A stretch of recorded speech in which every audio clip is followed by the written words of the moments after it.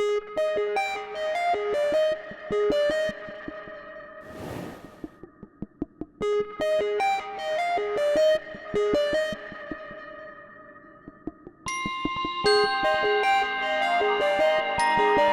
my name is Lisa Heiser. I am a graduate dietetics student at Eastern Illinois University.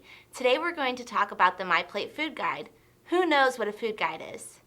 Well, food guides tell us how much of different kinds of foods to eat. My Plate is the current food guide here in the United States. This is a representation of what the My Plate looks like. Kind of reminds you of your dinner plate, right? Well, that was the whole point when creating My Plate, so we know exactly how to assemble our plates. The My Plate is broken into 5 sections: the dairy section, the grain section, the protein section, the vegetable section, and the fruit section. Now that we know all the different sections of My Plate, let's try to figure out where some example foods would go on our plates. First, we have cereal. That's right, that would go in the grain section. This one's kind of tricky, nuts. Yep, that's a protein. Milk, that's a dairy. What about carrots? Yep, carrots are a vegetable. And a strawberry? Yes, strawberry's a fruit. And rice. Rice is a grain. And a steak? Steaks are protein. And what about yogurt? Yogurt's a dairy. And corn?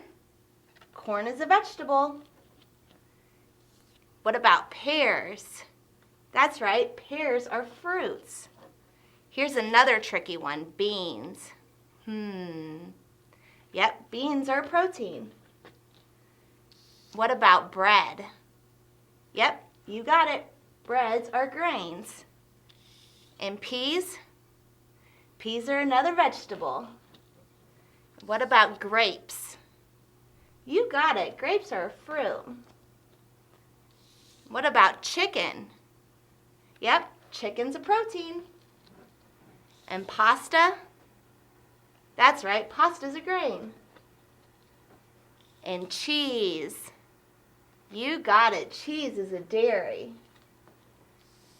And asparagus? Yep, that's our vegetables too, one of our vegetables. And an apple. Yep, that's a fruit. Okay, now that we all know which foods go into different sections of the My Plate, let's see what each section is all about. My Plate was created so that we don't have to count and measure portions all the time. Just look at your plate and make a healthy plate based off what the My Plate food guide is showing you. But some plates are bigger than others, so we want to go over exactly how much in measurements you should get every day.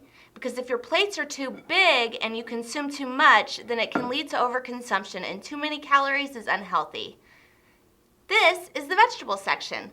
The vegetable section should make up about 30% of your plate. You should get about 2.5 to 3 cups of vegetables every day. Next is the fruit section. Fruits should make up about 20% of your plate. You should eat about 1.5 to 2 cups of fruit every day. Now to the grains. Grains should make up about 30% of your plate every day. You should eat about 5 to 6 ounces of grains throughout the day. But how much is an ounce of grains, you ask? Well, if you're going to eat bread, then an ounce is 1 slice. If you're going to eat pasta or rice or cook cereal like oatmeal, then an ounce is 1/2 of a cup. When you eat dry cereal like Cheerios, then an ounce is about 1 cup. Now going on to protein. Most people get enough protein every day, but what we don't get is enough variety. We should be eating lean meats such as chicken and fish and turkey, and occasionally we can eat beef and pork. We also get protein from nuts and beans too. We should eat about 5 to 6 ounces of protein every day, just like grains. But again, you ask, how much is an ounce of protein? Well, the answer is about a tablespoon of peanut butter or 1 egg or 1/4 cup of dried beans. Some meats, such as chicken, fish, and beef, you'll have to weigh on a scale. Dairy is the last section of My Plate.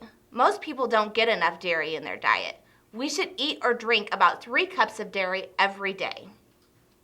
Dairy comes in all sorts of forms.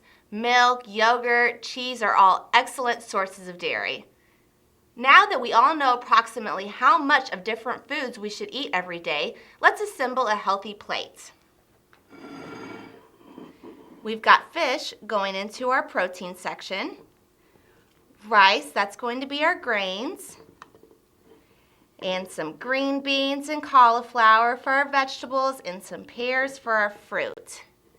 As you can see, we have 20% protein, 30% grains, 20% fruits, and 30% vegetables, and our cup of dairy.